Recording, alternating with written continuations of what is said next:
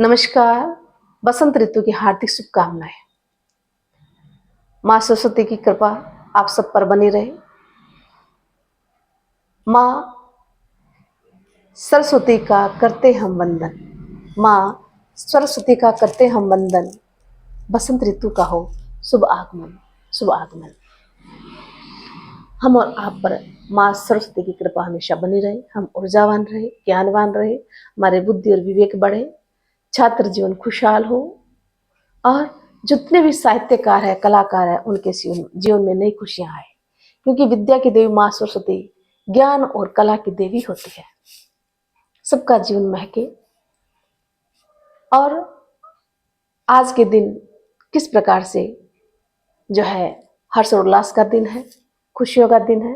सभी पीले वस्त्र पहनते हैं, पीला तिलक लगाते हैं, साथ ही पीला व्यंजन बना करके माँ सरस्वती की पूजा अर्चना करते हैं। बड़ी खुशी का दिन होता है।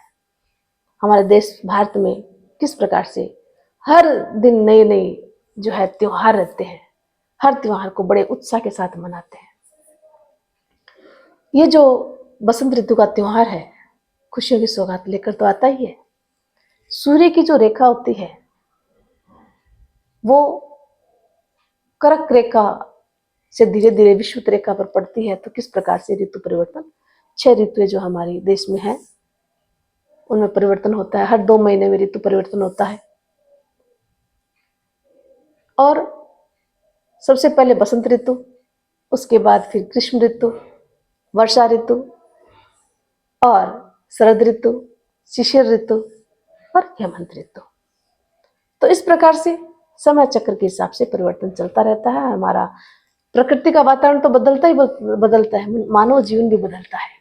मानव जीवन में भी जो है सर्दियों में किस प्रकार से हम गर्म खाना, गर्म कपड़े पहनते हैं, है ना। और प्रकृति में भी अलग अलग बदलाव होते हैं। पेड़ पौधों की हेमंत ऋतु आते आते जो है डंठल रह जाते हैं, पत्ते पीले पड़ जाते हैं। फिर धीरे धीरे बसंत ऋतु आती है, कोंपले, पत्तियां और पुष्प खिलते हैं। प्राणी मात्र प्रसन्न हो जाता है इसमें। पेड़ों पर फिर से पक्षी चहचहाते हैं, कोयल कूकती है, भंवरे गुंजायमान हो जाते हैं। पूरा वातावरण माना कितना सुरभ्य बन जाता है, सुंदर बन जाता है। चारों ओर खुशियां खुशियां नजर आती है। ऐसा लगता है कि प्रकृति नृत्य कर रही हो, खुशियां बांट रही हो। जितना लेना चाहिए हम ले। बड़ा सुंदर लगता है। तो हम सकारात्मक सोच के साथ, ऊर्जा के साथ अपने कार्य में भी जुड़ते हैं। सर्दियों में हम इतना ऊर्जा से भरपूर नहीं होते हैं, है ना। पर जैसे बसंत ऋतु का आगमन होता है, ये 40 दिन का त्योहार होता है, सबको पता है। होली का त्योहार भी आता है, नया संवत्सर भी शुरू होता है, फिर कणगौर, मतलब ऐसे चलता रहता है। और इस समय जो सरसों की जो फसल होती है पक के तैयार होती है, पीले पीले पुष्प जाते, धारा मानो पीले रंग का वस्त्र धारण करके शोभायमान है ना। तो इस प्रकार से पूरी धरा वसुंधरा हमारी बड़ी सुंदर दिखती है, दुल्हन जैसी दिखती है। तो इस प्रकार से यह त्योहार बहुत मायने रखता है। बड़े हर्ष और उल्लास के साथ हमें मनाना चाहिए। और इस प्रकार से हम देखेंगे तो इस मौसम में न तो अधिक सर्दी होती है, न अधिक गर्मी होती है। मौसम बड़ा सुहावना, खुश नसीब होता है। और मंद मंद हवा बयार चलती है। चेहरे पर हमेशा इस मौसम में उत्साह और जोश रहता है, हर्ष और उल्लास रहता है। तो ये जो बसंत ऋतु है, खुशियों की सौगात लेकर आती है जीवन में। तो मैं तो यही प्रार्थना करती हूँ ईश्वर से, हे ईश्वर, ये जो सरस्वती की माँ विद्या के देने वाली जो माँ सरस्वती है, विद्या की दाता है, वो सबके जीवन में एक नई ज्योति जो है जगाए। जीवन में नई ज्योति यानी ज्ञान और विवेक का प्रकाश हो, सबकी बुद्धि प्रबल हो, ऊर्जावान हो, सभी सकारात्मक सोच के साथ आगे बढ़े, जीवन में खुशियां हासिल करें। तो ज्ञान की ज्योति जगे हर एक जीवन